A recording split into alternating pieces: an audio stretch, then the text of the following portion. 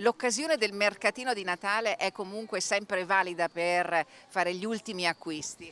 Eh sì, lo dimostra il fatto che sono qui in questo momento proprio per fare un ultimo acquisto. Che cosa pensa lei signora di questo mercatino e soprattutto di questa iniziativa che quest'anno è decisamente differente rispetto all'anno scorso? Mi sembra molto più bella esteticamente e più ricca anche come mercatino, proprio come prodotti che offre il territorio. Si è animato nonostante le bizze del meteo il mercatino di Natale che quest'anno anima le iniziative organizzate in centro per le festività assieme alla pista di pattinaggio, la ruota panoramica e il villaggio degli elfi per i più piccini.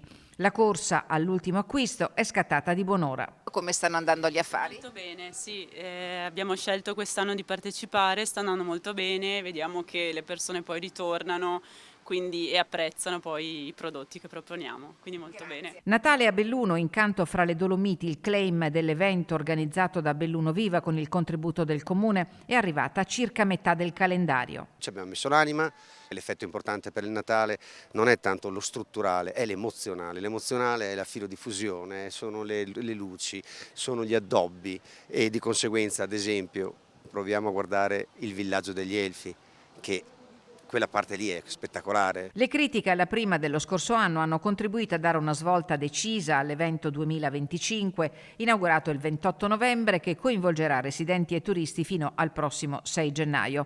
Programma variegato, pensato per un pubblico eterogeneo di visitatori che alterna musica dal vivo, spettacoli e animazione, dettagliati nel sito natalebelluno.it e sui canali social dedicati.